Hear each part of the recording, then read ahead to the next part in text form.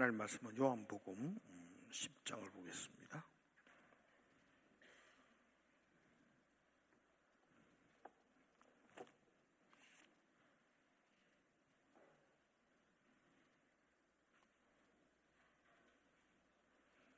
요한복음 10장 11절에서 15절까지 말씀입니다.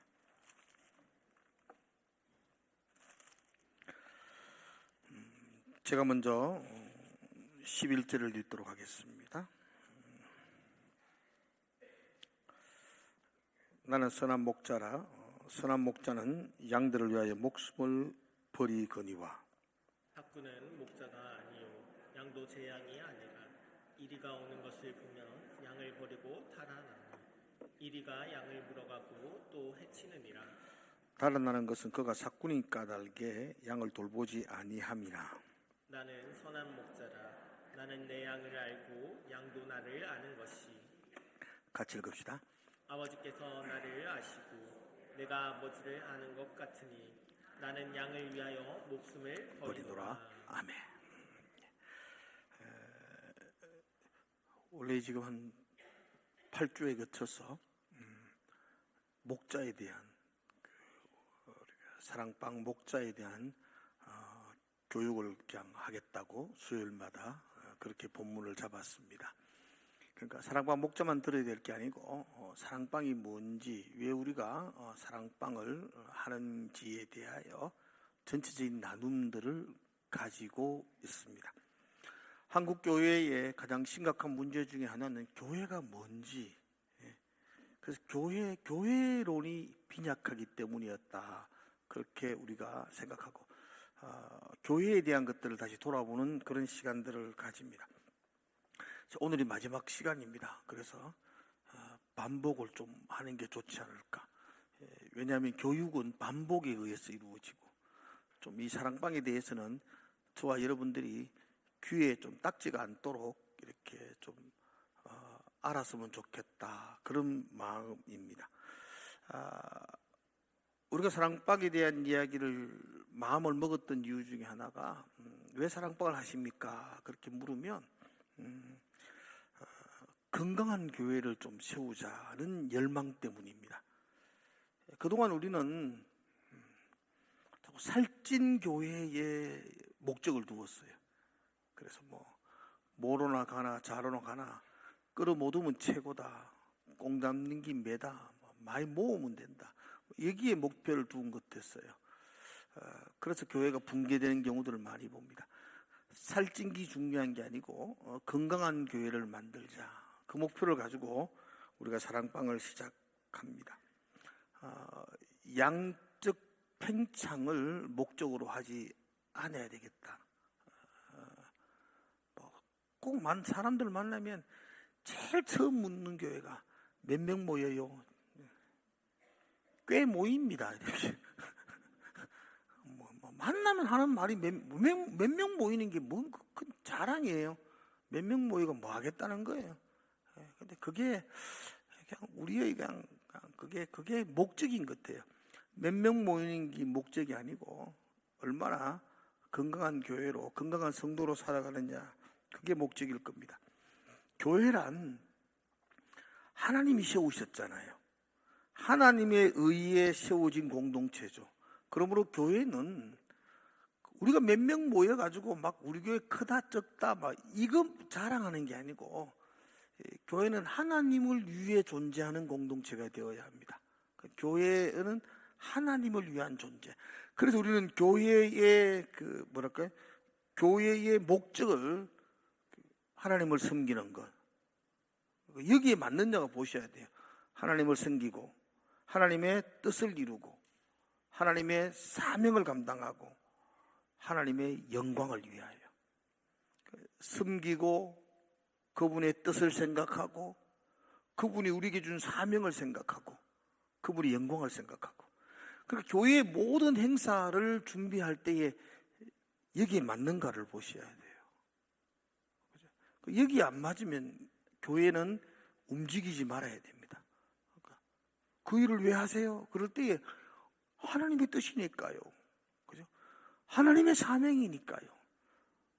왜 그렇게 거기에 재정을 많이 투자하세요? 이게 하나님의 영광이 되니까요. 이건 하나님을 섬기는 일일까요? 그러니까 섬기고 뜻을 위하고 사명을 감당하고 영광을 위하는 것, 그게 교회가 이 땅에 있는 존재의 목적이라는 것입니다.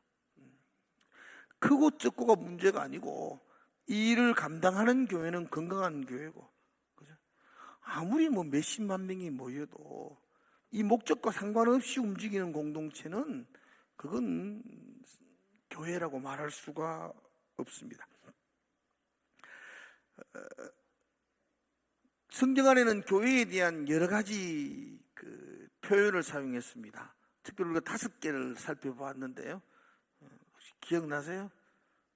집과 성, 백몸, 이렇게 외우시면 좋다 그랬죠. 집, 하나님의 집이라는 거죠. 집. 교회가 뭐냐 할 때, 교회는 하나님의 집입니다. 여기서 하나님의 집 할 때 집의 집이라는 것의 가장 중요한 포인트는 함께 지어져 가는 겁니다. 교회는 함께 지어져 가는 거죠. 혼자 교회 아닙니다. 나는 혼자 하나님만 바라보고 삽니다. 그건 교회가 아닙니다. 교회는 상처도 받고 부딪히지만 함께 하는 겁니다. 상처 받으십시오. 상처를 받으시면서 내가 다듬어집니다. 내가 온전하게 다듬어지고 세워져 가는 겁니다. 교회는 집이다. 함께 세워져 가는 공동체가 교회입니다. 그래서 전도회도 가시고요, 사랑방도 가시고요, 가서 싸우기도 싸우시고, 그죠? 욕도 좀 들으시고, 또 욕도 하시고, 그러다 보면 철듭니다. 그러다 보면 이게 아니구나 생각되면 고치면 되고, 그죠?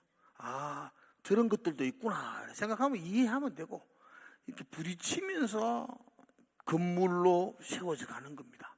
이 꼴 저 꼴 보기 싫다고 나는 혼자 예배 드리겠다, 그냥 무덤에 가는 겁니다. 혼자. 이건 교회가 아닙니다. 교회는 하나님의 집 할 때에 함께라는 것을 중요하게 여깁니다.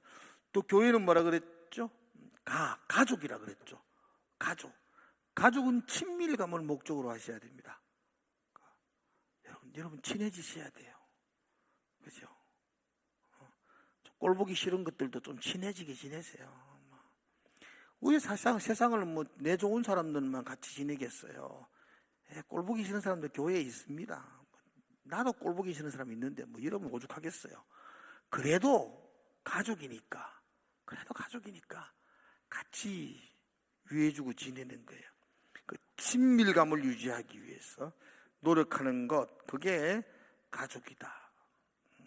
좀 남되지 말고 편이 되어주는 거, 그게 가족입니다. 그리고 성전이라 그랬죠. 집과 성. 성전의 가장 중요한 개념은 거룩함입니다. 거룩함. 그러니까 교회는 세상 모임처럼 참 재밌고 즐거운 모임만 아니어도, 그것만이 목적이 아닙니다. 교회는 거룩하셔야 됩니다. 거룩은 구별되는 것이죠. 세상 속에 있지만 세상과 섞이지 않는 것, 그들과 분리되지 않는 것, 그러나 구별되는 것. 배가 물 안에 있어야 되죠. 배가 산에 있으면 안 되잖아요. 배는 바다에 있지만 바다 속에 있으면 안 되잖아요. 배는 바다에 떠 있어야 되죠.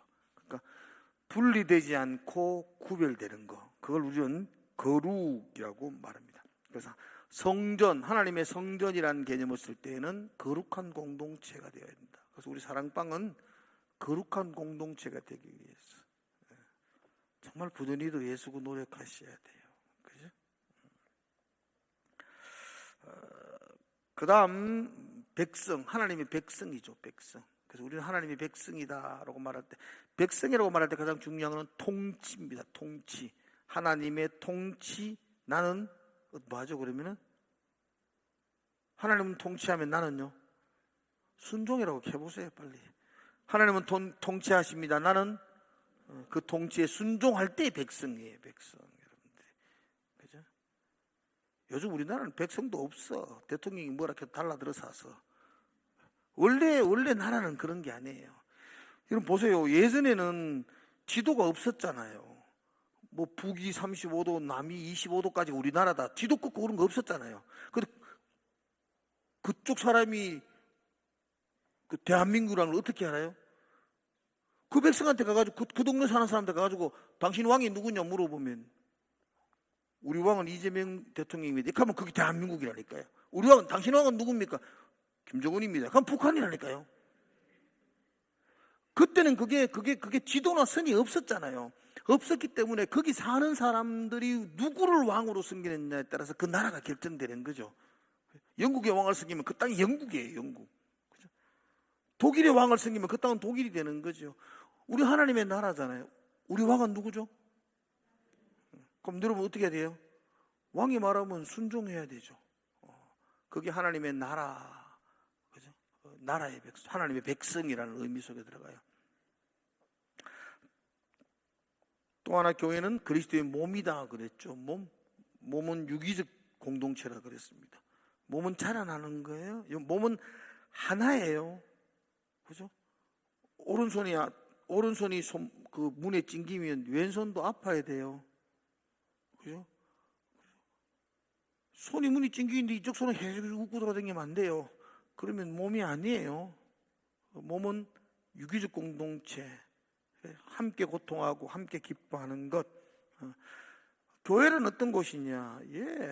교회는 바로 그런 곳입니다. 세워져가는 집이고, 가족이고, 거룩한 성전이고, 하나님의 백성이고, 그리스도의 몸이다. 그 생각들을 여러분들이 다 외우지는 못하더라도 그 생각을 가지고 있어야 돼요. 그래야 흔들리지가 않습니다. 이렇게 구성된 교회들이 해야 될 두 가지 사명이 있죠. 우리 교회가 추구하는 사명, 두 가지 추구하는 특징이라 그럴까요? 그래서 우리는 그래서 이렇게 외웠죠. 코이노니아 공동체. 그렇죠? 교회는 코이노니아 공동체, 코이노니아를 목적으로 해야 된다. 또 하나들은 뭐라 그랬죠? 디아코니아라는 말을 쓰죠. 막 지금 눈을 저 보면서 처음 듣는 것처럼 이렇게 듣고 계시면 수십 번 이야기했는데. 자, 교회는 무슨 공동체예요? 코이노니아 공동체. 또 하나는요, 디아코니아 공동체. 코이노니아는 뭐라 그랬죠? 함께한다. 지금 계속 반복하는 거예요. 교회는 함께한다는 것을 잊어버리면 안 돼요. 함께하는 것이 그게 교회예요. 그죠? 함께 지어져 가고, 함께 다듬어져 가고, 함께 세워져 가는 거예요. 그래서 교회는 내 혼자 일 잘하는 건 별로 의미가 없어요. 그건 교회 아니에요. 좀 더디더라도 함께 가는 게 교회예요. 그리고 또 디아코니아 공동체 할 때 디아코니아라는 말의 의미는요, 섬기는 거예요. 섬기. 그 밥상에 시중 드는 사람, 그 디아코니아, 그 섬기는 거예요. 그러니까 교회는 군림하고 지배하는 공동체가 아니고 섬기는 자들이 모인 공동체예요. 그죠? 제일 안 섬기는 사람이 누구죠? 목사지. 늘 죄송한 마음을 금할 길이 없습니다. 그래도 하여튼 교회 같지 않는 교회예요. 여러분들은 그러면 안 돼요. 섬기는 거, 가장 섬기는 거. 그죠?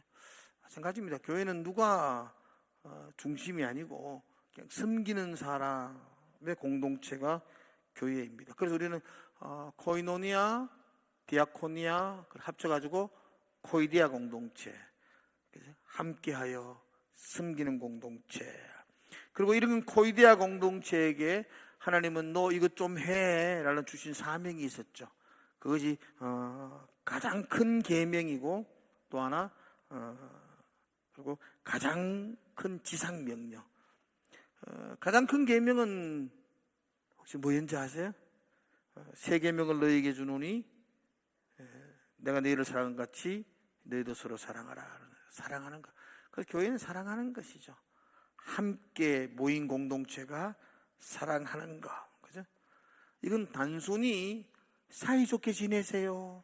제발 좀 싸우지 마시고 좀 사이좋게 지내세요. 이런 차원이 아니고 내가 너희를 사랑한 것 같이, 예수님이 우리를 사랑한 것 같이 너희도 서로 사랑하라. 이로써 너희가 내 제자인 줄 세상이 알 것이다. 예수님 우리를 어떻게 사랑하셨나요? 십자가를 내어놓으면서 사랑하셨죠. 그죠? 십자가의 사랑, 조건 없는 사랑, 그리고 포기하지 않는 사랑, 끝없는 사랑. 목사님, 저 사람은 꼴보기 싫습니다. 그 예수님의 사랑으로 포기하지 마시고 끝까지. 우리가 죄인 되었을 때 그분이 나를 사랑하시자 십자가 지셨잖아요. 우리가 의롭게 되었을 때 십자가 지셨으면 우리도 착한 놈들, 어려운 사람들만 친구로 지내야 되죠. 예수님은 여전히 죄악 가운데 있을 때에 우리를 위해 십자가를 지셨거든요. 포기하지 않으시고 끝없이 사랑하셨던, 그게 우리에게 주셨던 가장 큰 계명입니다. 그리고 두 번째 계명이, 두 번째 명령이죠. 지상 명령. 뭐라 그랬죠? 제자 삼으라는 거죠. 그죠? 너희는 가서 모든 민족으로 제자로 삼아 아버지와 아들과 성령의 이름으로 세례를 주고 내가 너희에게 분반 모든 것을 가르쳐서 지키게 하라. 내가 너와 함께 하겠다. 이게 이제 예수님 우리에게 하셨던 지상 명령이죠. 그죠? 우리는 예수님을 배우고 예수님을 닮아가고 예수님을 따라가는 성도들이죠. 그래서 우리가 해야 될 일이 있다면 그들을 제자 삼는 거, 그죠? 서로 사랑하고 제자 삼는 거. 이게 이제 교회의 가장 큰 사명이라고 볼 수가 있죠. 이런 관점에서 사랑방은 지난 시간에 말했죠. 진행 방법이 있다 그랬죠. 사랑방은 이 진행 원칙이 있습니다. 이 원칙이 흐트러지면 안 돼요. 한 번씩은 이렇게 다르게 할 수가 있죠. 그러나 다시 고무줄이 제자리로 돌아오는 것처럼 끊임없이 사랑방을 인도하는 목자들은 이 원칙, 이 순서를 잊어버리면 안 돼요. 네 가지 순서죠. 처음에는 예배하는 거, 예배. 두 번째는 뭐였죠? 두 번째는 교제하는 거. 세 번째는 양육하는 거. 네 번째는 선교하는 거. 이렇게 했죠. 아시는 분은 대답을 해주시면 참 좋겠어요. 그럼 내가 그동안 이야기했던 거 기억 좀 하는구나 생각하겠는데, 처음 듣는 것처럼 깜짝깜짝 놀라시고 이러면 이건 참 다시 해야 되나 생각이 듭니다. 시간을 배정하라 그랬죠. 시간을 잘 지키라 그랬죠. 네 가지 순서로 나누어지니까 우리가 사랑방을 2시간으로 잡는다면 한 개당 30분씩을 잡으시면 좋겠다. 이게 원칙이에요. 한 번씩 원칙이 깨지고 우리가 마음대로 할 수도 있겠죠. 그러나 계속해서 돌아오도록 노력하셔야 돼요. 예배는 찬양입니다. 찬양은 예배를 준비하는 게 아니고 이 예배 시간 30분 동안 찬양만 하는 거예요. 찬양만. 딴 거 하지 마시고 자꾸 이야기하지 마시고 찬양만 계속 하는 거죠. 찬양. 누가 찬양을 하나 준비해 와서 그 찬양을 나누고 찬양에 받은 은혜도 이야기할 수도 있고, 찬양을 하는 게 그게 예배예요. 예배는 30분 찬양으로 시작하고, 두 번째는 교제는 서로가 입을 여는 거예요. 아이스 브레이크라 그러죠. 입술을 좀 띄는 거예요. 그죠? 그래서 감사한 이야기 나누고, 또 한 주간 동안 있었던 가장 기쁜 이야기 나눌 수도 있고, 감동 깊게 읽었던 책이나 영화 같은 이야기도 할 수도 있고. 그래서 기본적인 것은 감사한 이야기, 한 주간 하나님 내게 베풀어진 은혜를 나누는 게 가장 기본적이고요. 그리고 리더가 그날 따라서 슬픈 이야기, 내가 참 아픔, 나에게 가장 인생 가운데 가장 기억나는 아픈 이야기 할 수도 있고, 그런 거는 서로 이야기할 수 있도록. 이런 거 할 때 제일 중요한 게 혼자 말 다 하면 안 돼요. 리더는 계속 말하는 사람은 집사님 조용하세요. 다른 사람도 이야기해야 돼요. 혼자 떠들면 안 돼요. 다른 사람이 같이 이야기할 수 있도록 시간을 배정해 주는 것, 그게 교제 시간입니다. 그렇죠? 세 번째 하는 시간은 양육이죠. 설교를 통해서 받았던 은혜들, 우리 양육지 나오잖아요. 그 같이 나누고 내게 주신 은혜들을 함께 나눠요. 이건 정답이 없어요. 하나님이 내게 주신 말씀을 함께 나누는 거니까요. 내가 받은 은혜 함께 나누고 또 궁금한 이야기도 함께 나누고 그렇게 하셔야 돼요. 그리고 마지막 네 번째가 선교죠. 선교. 작정하고 빈자리 놓고 기도하는 거. 이게 제일 어려운 것 같아요. 여러분 사랑방에서 이 선교의 한 축을 놓쳐버리면 여러분 사랑방이 쉽지 않습니다. 사랑방은 교회 모임도 아니고요. 사랑방은 성경 공부하는 것도 아니에요. 사랑방은 서로 사랑하고 복음을 전하는 일에 앞장서 있는 공동체니까 그 선교에 중점을 두시고 하셔야 됩니다. 오늘은 마지막 시간이니까 우리가 그 목자의 자기 개발 잠깐 하기 앞서서 사랑방을 할 때에 무너지지 않도록 가지고 있는 원칙을 여러분들이 아셔야 돼요. 이 목자들은 꼭 적어 놓으셔야 돼요. 기억하시든지. 원칙. 이때가 했던 이야기들이 많지만 이 원칙은 놓치지 마셔야 돼요. 우리 교회 사랑방은 이 원칙을 가지고 한다는 겁니다. 원칙입니다. 원칙. 그죠? 첫 번째 원칙은 사랑방은 주중에 모이는 걸 원칙으로 합니다. 부득불 형편이 안 돼서 주일날 오후에 모이기도 합니다.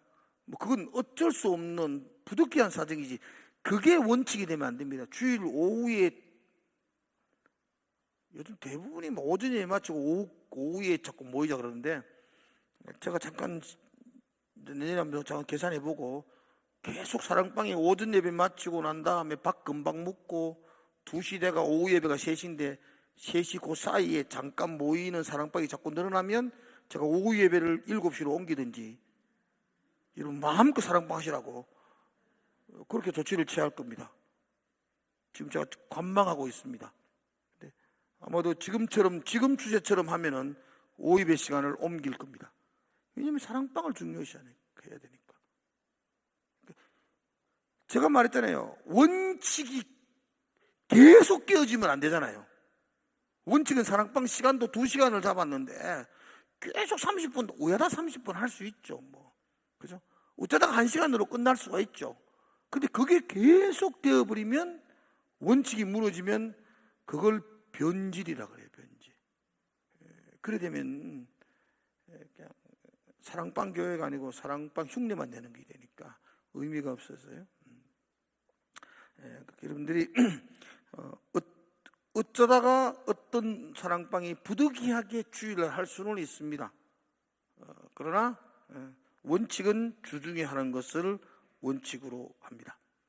또 두 번째 원칙은 사랑방은 각 가정으로 순회하면서 하는 걸 원칙입니다. 요즘 자기 가정, 자기 집에 사람들 안 부르려고 그래요. 그래서 교회에서 하기도 하고 다른 장소에서 하기도 하지만 원칙은 가정으로 돌아가셔서 하셔야 돼요.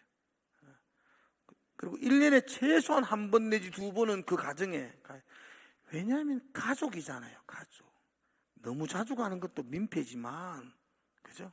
한 가족이 되었는데 집에 한 번도 못 가봤다. 그 집 어딘데? 이러고 있으면 그건 가족이 아니잖아요. 사랑방은 한 가정인데 그러면 이 집 가봐야 될 거 아니에요. 가봐서 기도해주고 그래야 될 거 아닙니까? 그래서 원칙은 가정으로 돌아가면서 하는 걸 원칙으로 하고 있습니다. 또한 세 번째 사랑방의 원칙은 매주 한 번씩 하는 겁니다. 그래서 사랑방은 특별히 사랑방은 방학이 없습니다. 없는 사람은 빠지면 빠진 대로 있는 사람끼리 모이면 됩니다. 아이고 한 2달 쉬다 합시다. 사랑방 그런 거 없습니다. 사랑방은 계속해서 휴가철에도 휴가 가시는 분은 가고 사랑방 모이면 모이도록 그렇게 합니다. 그러니까 이게 원칙이에요. 원칙.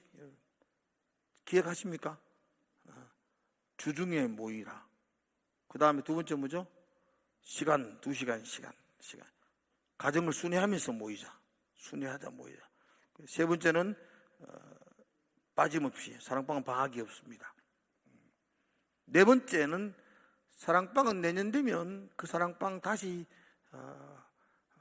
새롭게 재편하고 이렇게 뭐 편성이라 그러나요? 그렇게 하지 않습니다. 한 번 사랑방은 영원히 사랑방 갑니다. 우리 사랑방은 영원히 진리 죽을 때까지 계속 갑니다. 그러니까 안 섞습니다. 이 사랑방 이 사랑방 이래 섞고 안 섞습니다. 그 사랑방은 그냥 주님 오실 때까지 계속 갑니다. 이해가시죠? 이게 원칙입니다.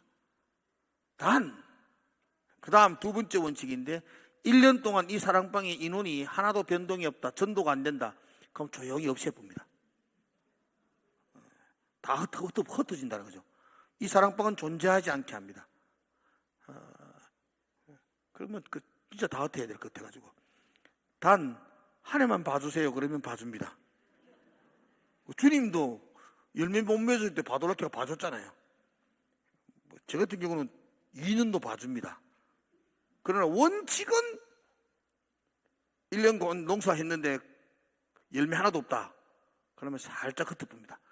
그러면 목자도 지치니까 당신도 목자하지 말고 여기 목원으로 가족으로 들어가서 좀 쉬면서 충전하고 그쪽에도 다 열매만 맺지 않는 나무니까 다 가지를 딴 데로 다 흩어집니다.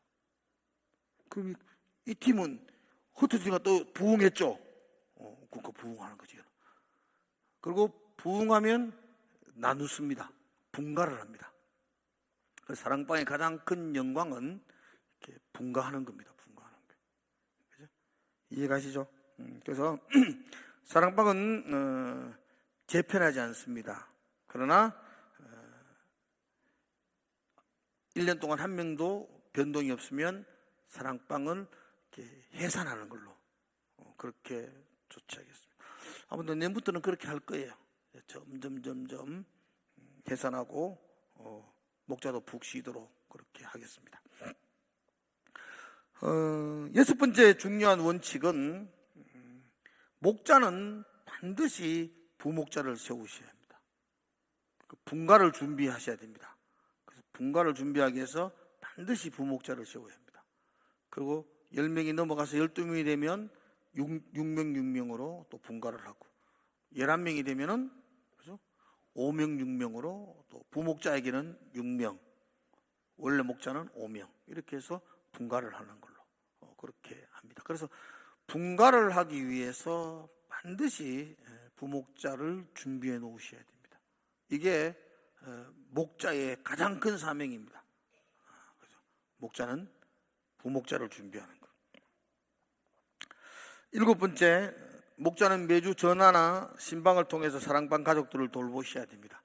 오는 사람만 챙기는 게 아니고 내 사랑방 가족들은 목자들이 그래도 주중에 꼭 한 번씩은 전화하셔서 살피시고 돌보셔야 합니다. 마지막 목자들이 해야 되는 것 중은 목자는 목자 모임에 꼭 참석하셔야 됩니다. 목자 모임에. 목자 모임에 안 나오고 지 마음에 드는 대로 움직이는 분들이 있는데 그걸 우리는 암덩어리라 그래요. 굉장히 위험합니다. 목자는 목자 모임에 꼭 참여하셔서 같이 나누시고 힘도 얻으시고 또 서로 교제도 나누시고 목자들끼리는 그래서 목자 모임을 꼭 하셔야만 합니다.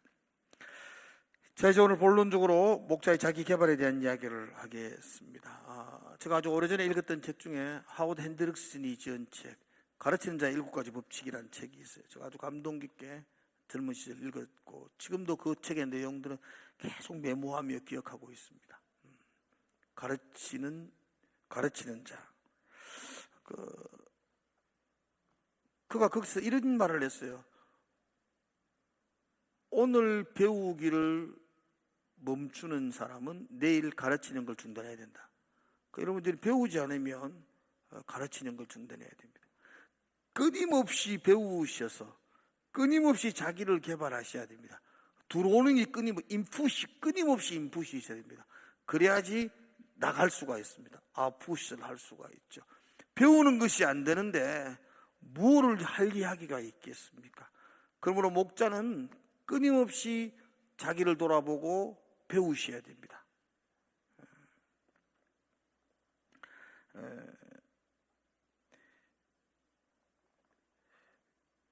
어떻게 자기 개발, 그죠? 자기 개발. 오늘 여러분들이 안 배우시면 그 악기 연주하는 사람은 그러더라고요. 악기를 연주하는 사람은 오늘 연습하지 않으면 악기가 안 돼요. 내일도 연습 안 하면 자기가 아는 거야. 아, 내가 연습이 안 됐다는 거.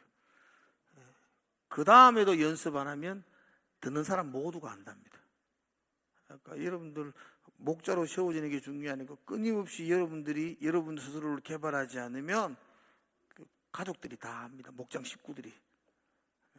우리 목자 아무 정성 없이 한다고. 그래서 끊임없이 준비하고 정성을 다 하셔야 됩니다. 그러니까 목자는 자기 개발이 필요합니다.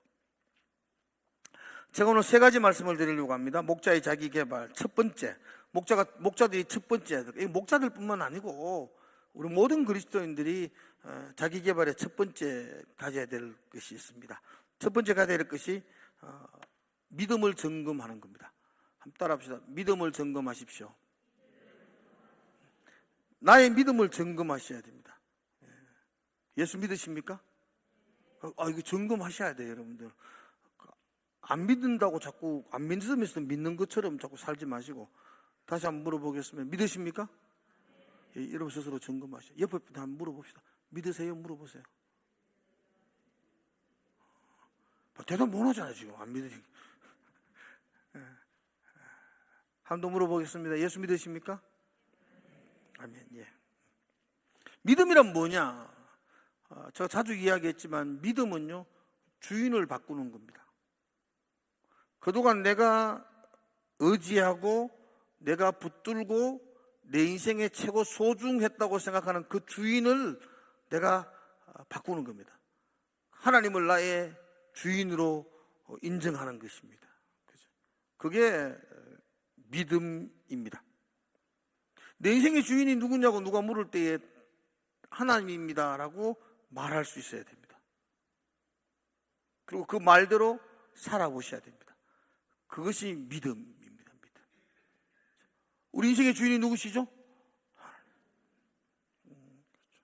다른 것도 이야기됩니다. 여러분 인생의 주인이 누구십니까? 하나님 맞으세요? 네. 세상의 어떤 것들을 포기하고 하나님을 바라보는 것, 하나님을 의지하는 것, 이게 믿음입니다. 제가 전에 한번 그런 예화를 드렸습니다. 내 인생에 밧줄이 있습니다. 내가 그걸 의지하고 살아갑니다. 그 높은 하늘에서 내려온 그 밧줄을 놓치면 천길낭떠러 떨어집니다. 밧줄 절대 놓치면 안 됩니다. 그런데 위에 보니까 밧줄이 낡아서 떨어질 것 같습니다. 분명히 이거 오래 잡고 있으면 떨어집니다. 옆에는 새로운 밧줄이 있습니다. 튼튼한 밧줄이 있습니다. 나는 압니다. 이 밧줄은 곧 떨어질 것이고 여기 새 밧줄이 있다는 건 내가 압니다. 그러나 안다고 해서 구원받는 건 아닙니다. 이 밧줄을 놓고 새 밧줄을 잡아야 됩니다. 줄 바꾸는 거, 주인 바꾸는 거. 주인 바꾸지 않으면 아이고 못 떨어질 낀데 그래도 내가 이때까지 들고 있었던 이건 놓치지 않고 계속 붙들고 있으면 그건 믿음 아닙니다. 떨어질 것 같구나. 내가 사는 건 줄 바꾸는 거구나. 그렇게 믿는다면 줄을 바꿔야 됩니다. 아는 게 믿음이 아니고 바꾸는 게 믿음입니다. 주인 바꾸는 거. 내 인생에 내가 소중하게 여겨졌던 것들, 내가 포기하고 싶지 않는 것들을 내려놓고 하나님 붙드는 거. 이게 믿음입니다.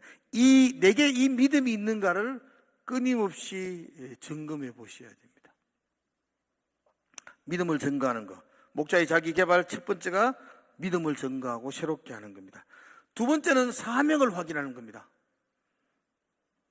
목자들은 분명히 자기 스스로에게 사명을 확인해 보셔야 합니다. 사명은 나에게 주신 부담감, 짐이 아니라 특권이라고 했습니다. 그 잠자리에게서 날개는 짐이 아니고 높이 하늘을 날 수 있는 특권이라고 했습니다. 지금 내가 맡겨진 이 사명, 이 목자의 일, 이 그리스도인의 삶, 이것이 쉬운 일은 아닙니다. 그러나 이것은 나의 짐이 아니라 나의 기쁨이고 나의 특권이어야 합니다. 사명은 짐이 아니라 축복이고 특권이라는 걸 계속 확인해 보셔야 됩니다. 그래서 내 사명을 확인하십시오. 내 사명이 기쁨이 되게 하셔야 됩니다. 아이고, 올리만 하고 오랜만에는 분명히 목사님한테 이야기해서 때려쳐야지. 이런 마음으로 한 해도 목자를 한다면 그건 본인도 힘든 거고 그 사랑방도 힘든 겁니다. 그건 올바른 거 아닙니다. 목사가 아무리 말해도 때려치울 사람은 때려치셔야 됩니다. 나는 내가 봐도 도저히 내가 힘들어 못하면 잠시 쉬셔야 됩니다. 저는 잘 모르니까 여러분들이 저한테 와서 아이고 목사님 원래 목자 꼭 치고 싶어요. 그럼 제가 뭐라고 이야기해야 돼요? 쉬세요. 이렇게 말하면 삐지가 교회 안 나옵니다. 집사님 아니면 하는 사람이 없습니다. 한 번만 더 이래야지 또 기분 좋아. 또 그렇습니다.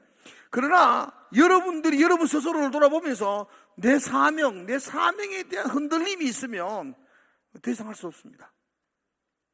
그래서 목자는 사명을 잘 점검하시고 확인해 보셔야 됩니다. 그리고 제발 믿으셔야 됩니다. 내게 맡겨진 사명은 쉽지는 않습니다. 힘듭니다. 그러나 그게 축복입니다. 아멘이세요? 저는 시골교회에 다녔습니다. 성인교회라는 작은 교회였습니다. 중학교, 고등학교 시절을 거기 다녔습니다. 그 시골교회는 정말 작은 교회이기 때문에요. 제가 중학교 1학년 되니까 초등학생들 선생님 하라 하더라고요. 난 중학교 1학년 때부터 교사했습니다. 내보다 많은 사람이 있으면 나와 보이소. 그죠? 중학교 1학년 때는 내가 저학년들을 가르쳤습니다. 그리고 한 번도 중단 안 하고 계속 교사했습니다. 고등학교, 대학교. 그래가지고 설교 잘하잖아요, 지금. 이럴 때 무증대 아멘도 안 하고, 뜨거랄 거, 내 혼자, 설교 잘한다는 말이 아니고, 그래서 제가 성경에 대해서 많이 알게 되었어요. 가르치니까 보게 되고, 그죠? 중학교 1학년이 성경을 알겠어요. 근데 아이들을 가르쳐야 되니까 보게 되고 공부하게 되고, 그러다 보니까 나도 모르게 성경을 알게 되는. 지금 생각하면 하나님이 나를 목사 세우려고 그때부터 그렇게 알도록 하지 않았는가 라는 생각들을 많이 가져요. 그죠? 사명은 짐이 아니라 축복입니다. 얼마나 큰 축복인지 몰라요. 하나님이 여러분들에게 지금 뭔가를 맡겼다면 그건 축복이에요. 감사하셔야 돼요. 여러분 안 하면 안 돌아갈 것입니까? 아이고. 여러분 목자 안 하면 교회가 무너질 것 같아요. 택도 아닌 소리입니다. 돌들을 성에서도 다 합니다. 제가 친구들하고 축구도 하고 그럴 때 우리 친구 목사님들끼리 축구했거든요. 축구하다가 다치고 그러면 다른 분들이 목회해야 되는데 다치면 안 되지 하는데 내가 그랬어요. 아니다. 네 다치면 축구 못하지 목회는 아무 딴 사람 할 사람 쎄했다네. 그래. 내가 아니면 목회할 사람 쎄했습니다. 여러분들. 애착하실 거 없습니다. 사명도 내가 맡기진 일도 내가 아니면 하실 분들 많습니다. 그런데 하나님이 나에게 맡겨줬다는 것은 너무 큰 축복입니다. 그래서 이 사명을 다시 확인해 보십시오. 마지막 세 번째로 목자의 자기 개발을 한번 따라 합시다. 이 제일 중요한 거니까. 예수님을 본받읍시다. 예, 우리의 사명, 우리의 이 목자의 샘플은 예수님입니다. 예수님 본 받으셔야 돼요. 예, 내가 믿음도 점검해 봐야 되고요. 내 사명도 확인해 봐야 되겠지만, 그리고 나서 우리가 정말 해야 될 것은 예수님 본 받는 겁니다.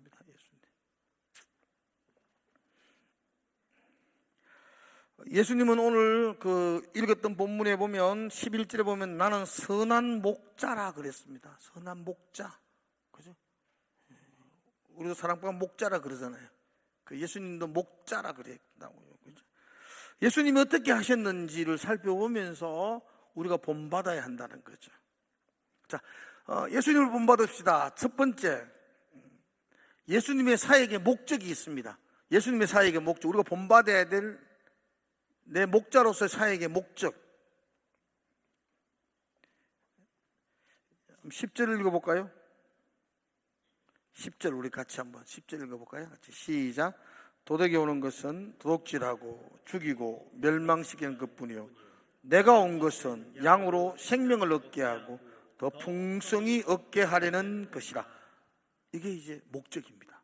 예수님이 목자 되신 그분이 오신 목적, 양으로 뭐 한다고요? 생명을 얻게 하고 더 나아가서 풍성하게 하는 거. 우리 예수님 본받으면 지금 목자는 사랑방에서 사랑방 식구들에게 생명을 주고 더 풍성하게 주는 거. 생명을 얻은 자는 기쁨이 있습니다. 그죠? 집에서 어린아이가 태어나면 생명이 태어나잖아요. 말할 수 없는 기쁨이 있지 않습니까? 죄로 말미암아 죽었던 우리들이 살아나는 그 생명을 맛보면, 생명을 깨달으면 거기는 놀라운 기쁨이 있습니다. 감사가 있습니다. 여러분, 교회 안에서도 생명을 잃어버린 사람들이 많잖아요. 그죠? 교회만 오면 막 힘들고 어렵고, 그죠? 예배가 기쁨이 아니고 예배가 짐이 되고 일이 되고, 교회 안에서도 생명을 놓친 사람들이 많습니다. 이곳은 기쁜 곳입니다. 즐거운 곳입니다. 죽었다가 살아나는 생명을 얻은 곳입니다. 그 목장 식구들에게 그 생명을 얻도록, 생명을 깨닫도록 하는 것, 죄사함을 깨닫게 하고, 그게 목적입니다. 목적. 나아가서 더 풍성케 하는 것. 교회 안에서도 예수 믿는 걸 막 버티고 견디는 분들을 많이 봅니다. 이빨을 깨물고 막 그냥 버티고 견디고, 그런 게 아니고, 버티고 견디는 게 신앙이 아니고 막 풍성함을 누리는 거, 그 안에서의 풍요로움을 누리는 거, 이게 신앙 아니겠어요? 그래서 예수님은 이곳의 목적이, 그죠? 예수님 목적을 생명을 주고 더 풍성하게 주는 거, 이것을 목적이라고 합니다. 그죠? 많이 모으는 거, 이게 목적이 아니고요. 모인 한 사람 한 사람이 생명의 기쁨을 깨닫고 주님이 주시는 그 풍성한 은혜로 감격하며 살아가는 것, 이것이 사역의 목적입니다. 예수님의 사역의 목적. 두 번째로 사역의 자세가 있습니다. 그런 이 목적을 위해서, 생명을 얻게 하고 풍성히 얻도록 하기 위해서 예수님은 어떤 자세로 그 사역을 감당했는가? 목자의 사역의 자세입니다. 11절이죠. 11절 같이 한번 볼까요? 11절 시작. 나는 선한 목자라.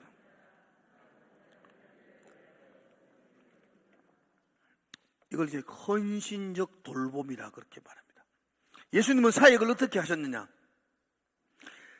양들에게 생명을 주고 풍성히 주도록 하기 위해서 예수님은 헌신적으로 돌봐 주었습니다.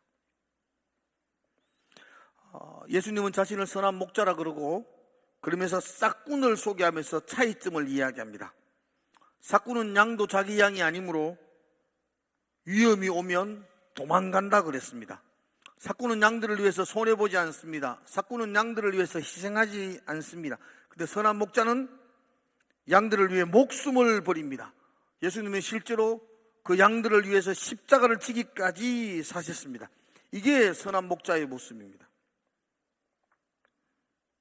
그러므로 목자의 마음, 예수님 닮겠다고 생각하는 목자들의 마음 속에는 그 양들을 향한 헌신이 있어야 됩니다. 헌신적 돌봄, 헌신이 있어야 됩니다. 목자는 그 목장 식구들, 가족들을 위하여 기도해야 합니다. 눈물로 그들을 품어야만 합니다. 아픈 사람들을 살펴보아야 합니다. 씨 없는 사람이 있으면 돌봐주어야 합니다. 피곤하고 힘들고 지치지만, 그리고 사람들에게 상처도 받을 것입니다. 그럼에도 불구하고 목자는 포기할 수 없습니다. 왜냐하면 예수님이 양들을 포기하지 않았기 때문입니다. 이걸 헌신적 돌봄이라 그럽니다. 헌신은 거창한 게 아닙니다. 꾸준히 연락하는 겁니다. 헌신은 그들의 이름을 불러가며 기도해 주는 것, 그걸 헌신이라고 말할 수 있습니다. 한 영혼을 포기하지 않는 것, 그들에게 마음을 두는 것, 그걸 헌신이라고 말할 수 있습니다. 예수님의 사역의 목적은 생명을 주고 풍성하게 하고, 그 일을 위해서 어떤 자세로요? 헌신적 돌봄으로 목자의 사명을 감당했습니다. 방법, 사역의 방법은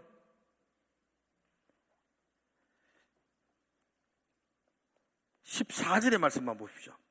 예수님의 사역의 방법 14절입니다. 같이 한번 읽어볼까요? 시작. 나는 선한 목자라. 나는 내 양을 알고 양도 나를 아는 것이. 보죠. 이걸 사랑의 관계라 그럽니다.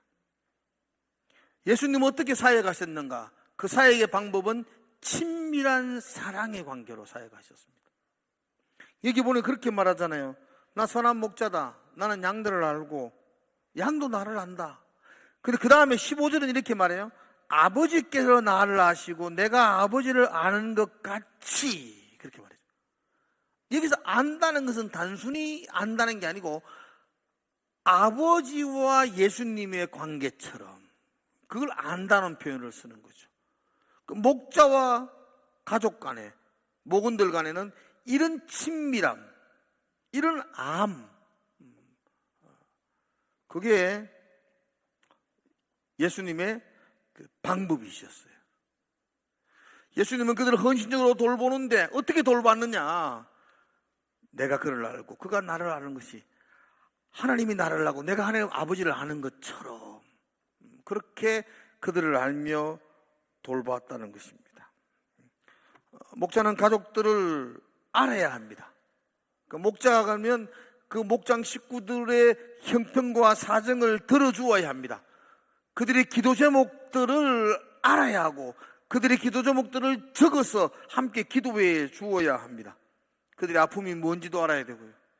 지금의 그들의 신앙의 상태가 어떤지도 점검해 보셔야 됩니다. 그래야만이 그들을 위해서 기도해 줄 수 있을 겁니다. 멀리서 지켜보는 것이 목자가 아니고 가까이 가서 사랑해 주는 것, 그것이 목자의 방법입니다.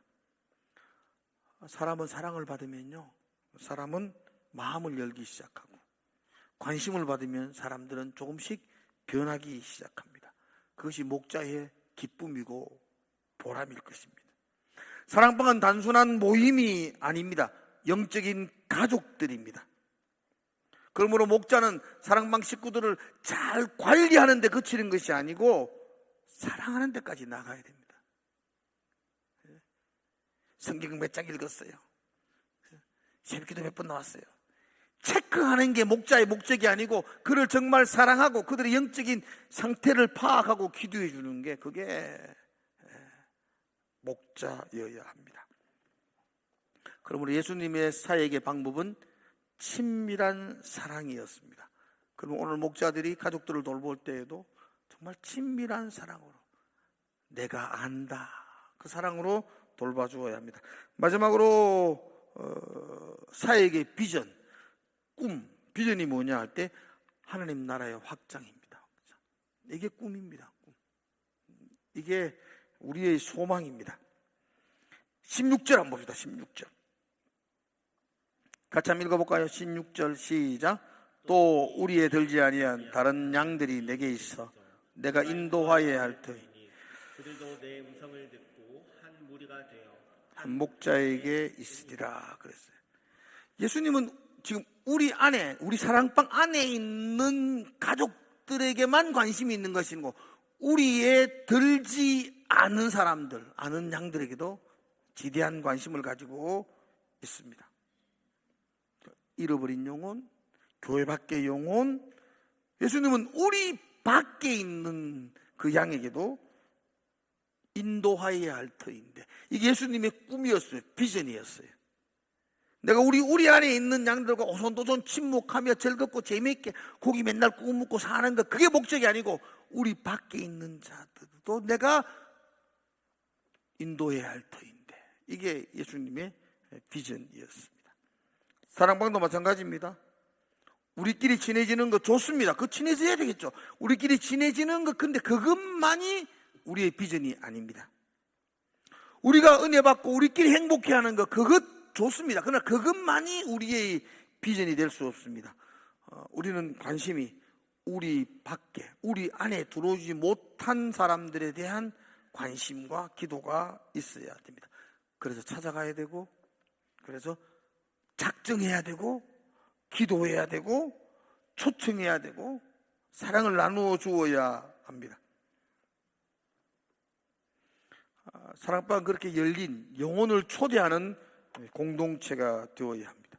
이게 목적입니다. 이걸 잃어버리면 점점 우리끼리 먹고 놀고 즐기는 친목단체로 변질되어져 버립니다. 하나님의 마음이 있는 그 비전을 잊어버리면 안 됩니다. 그 꿈, 우리 밖에 있는 영혼들을 인도하여야 하겠다.